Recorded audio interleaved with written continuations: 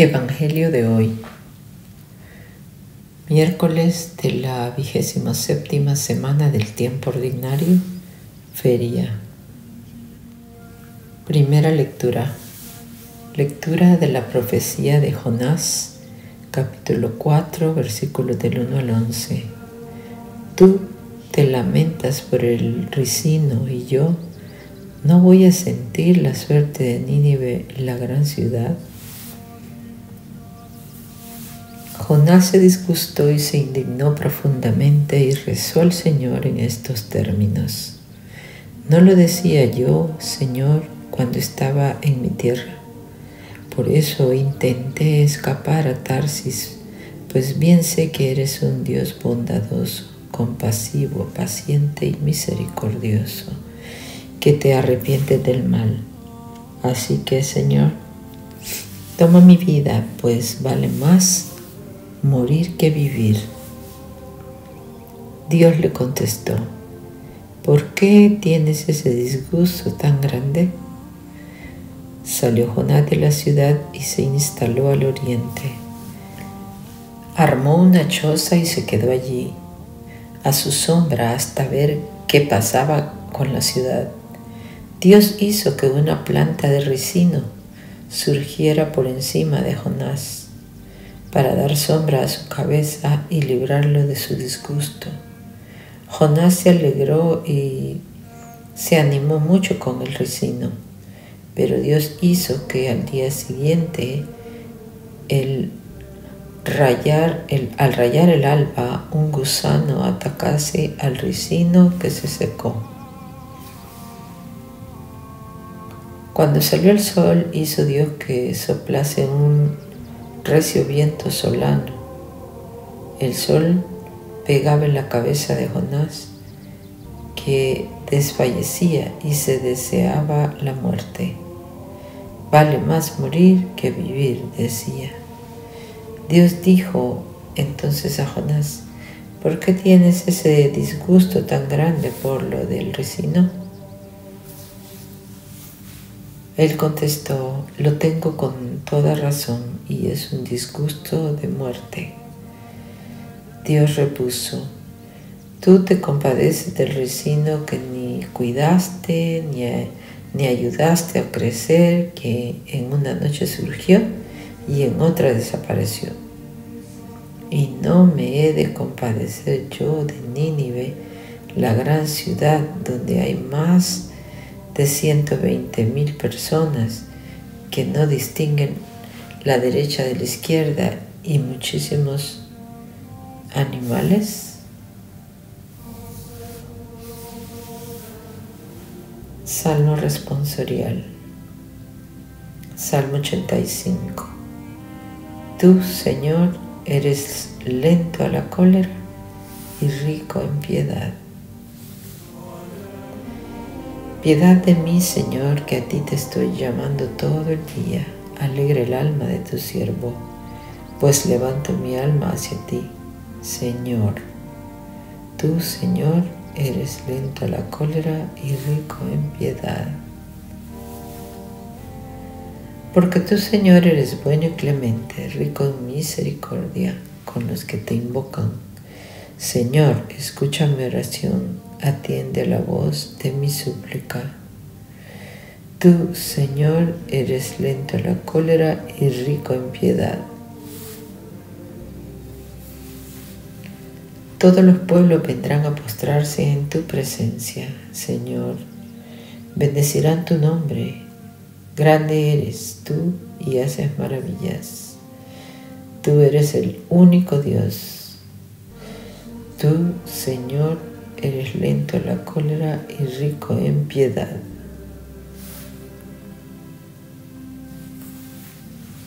Versículo antes del Evangelio, Romanos capítulo 8, versículo 15. Aleluya, hemos recibido un espíritu de hijos que nos hace exclamar: Padre, aleluya. Santo Evangelio. Lectura del Santo Evangelio según San Lucas, capítulo 11, versículos del 1 al 4. Señor, enséñanos a orar. Un día Jesús estaba orando y cuando terminó, uno de sus discípulos le dijo: Señor, enséñanos a orar como Juan enseñó a sus discípulos. Entonces Jesús les dijo: Cuando oren digan: Padre, santificado sea tu nombre, venga tu reino, danos hoy nuestro pan de cada día, y perdona nuestras ofensas, puesto que también nosotros perdonamos a todo aquel que nos ofende, y no nos dejes caer en tentación. El Evangelio meditado del Padre Alfonso Milagro. Jesús da la norma de la oración cristiana, el Padre Nuestro. A una nueva realidad corresponde una nueva forma de orar. La nueva realidad es Dios Padre. Esta es la nueva realidad que Jesús nos reveló.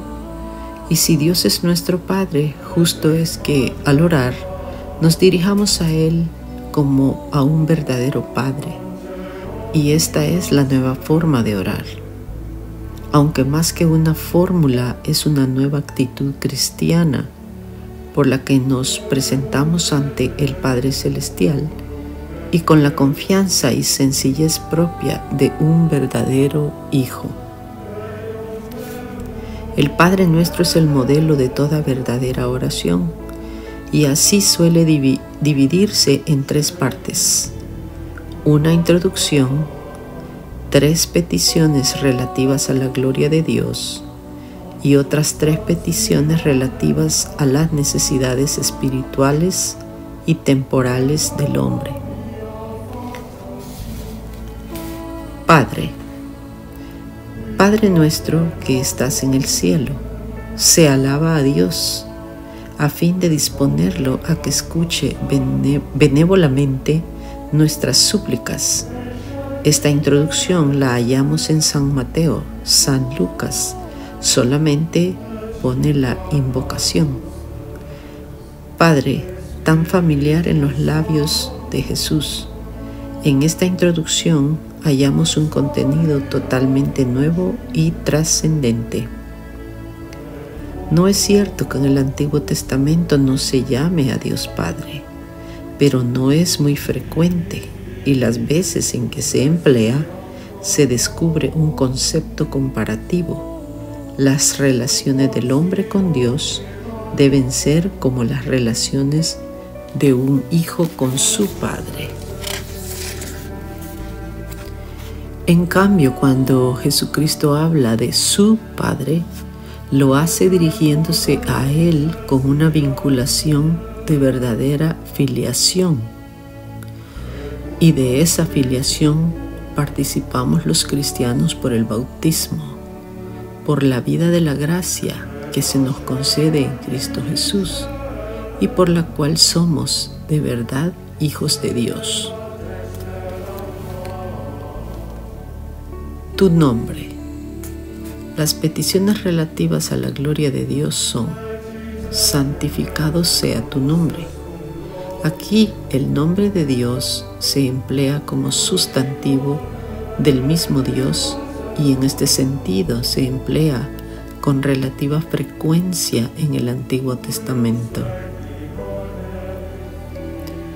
Es una santificación en este sentido. Se santifica el nombre de Dios alabándolo, ya sea guardando sus mandamientos, ya entregándose a su divina providencia.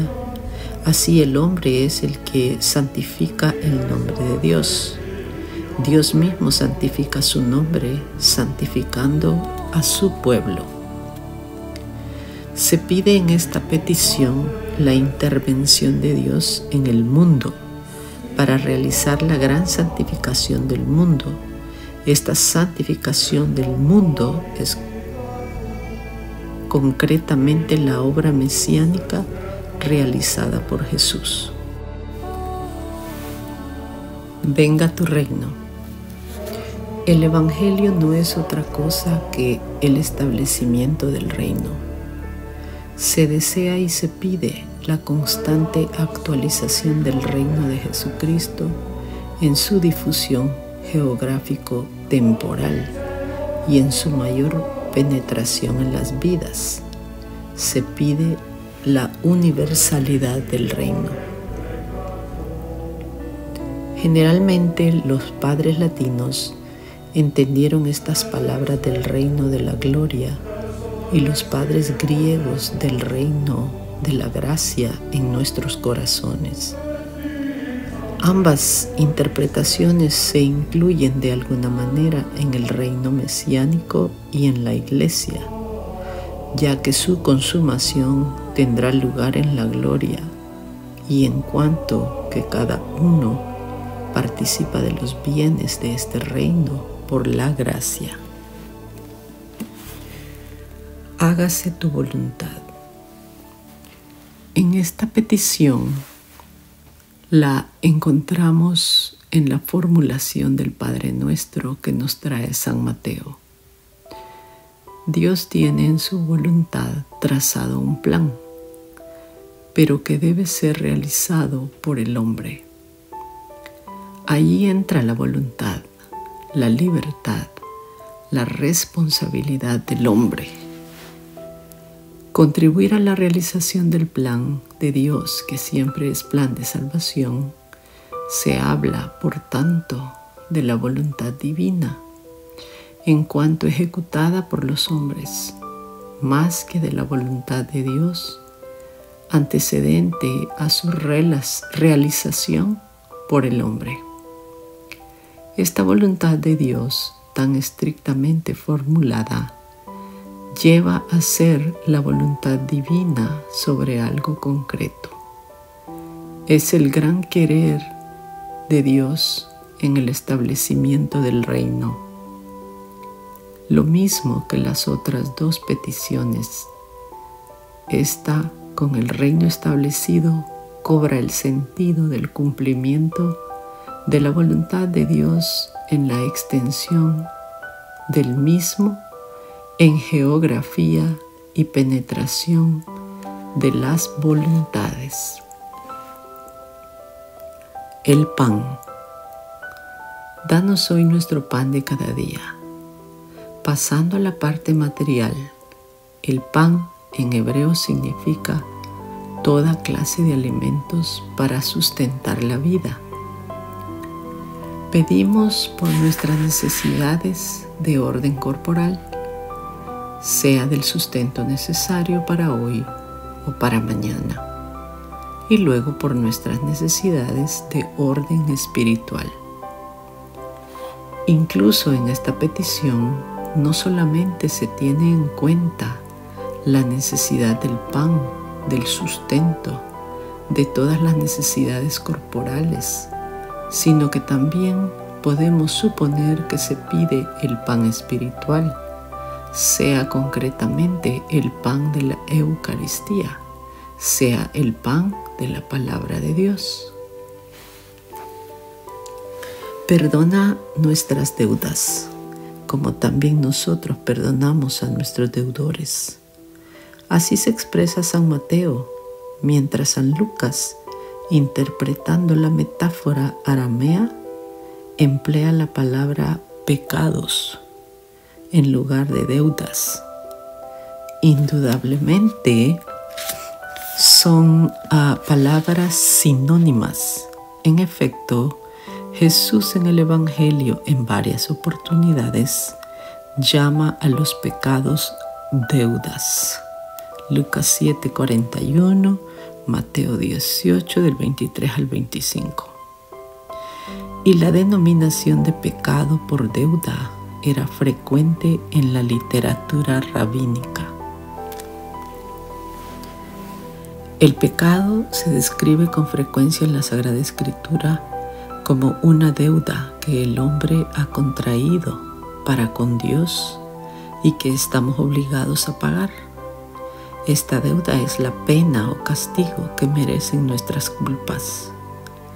Al pedir a Dios que nos la perdone, confesamos que somos pecadores y que nos reconocemos incapaces de reparar la ofensa que a Dios hemos inferido.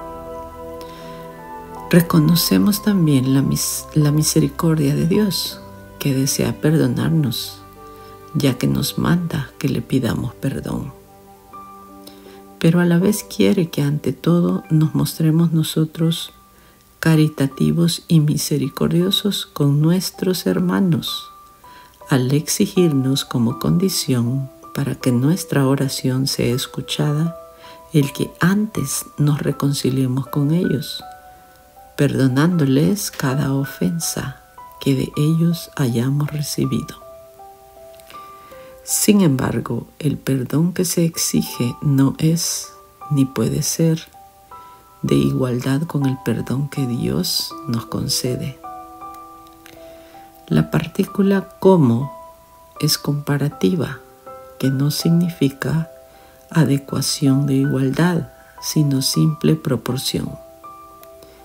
En este sentido termina el Señor Jesús aclarando: si perdonan sus faltas a los demás, el Padre que está en el cielo también los perdonará a ustedes.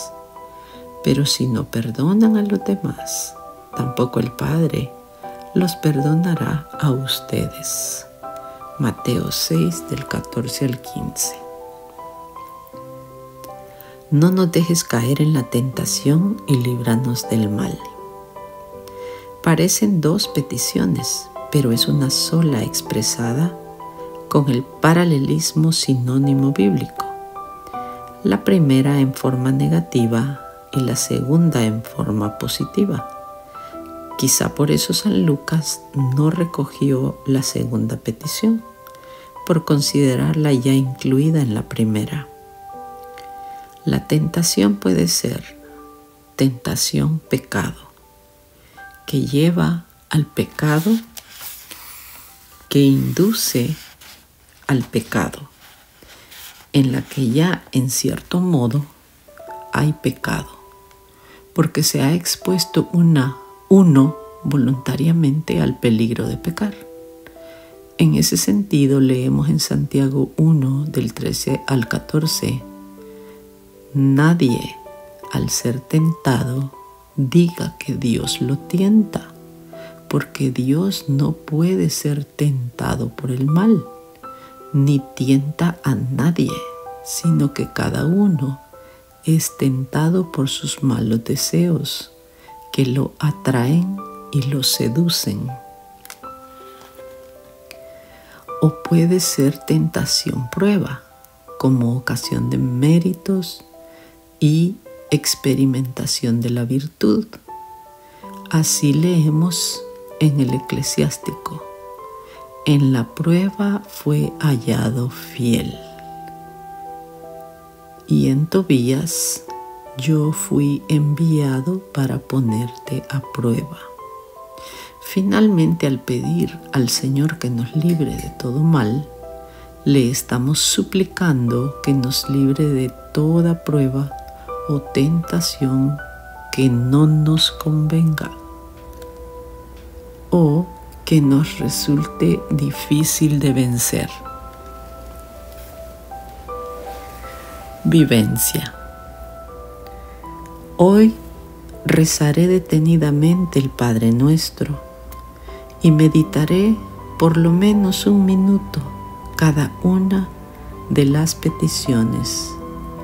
Tendré en todo instante de mi meditación presente que las palabras que repito son palabras de Jesús. O sea, que orar no es tanto hablar a Dios como abrirse a la vida de Dios en nosotros, expresada con su palabra eterna.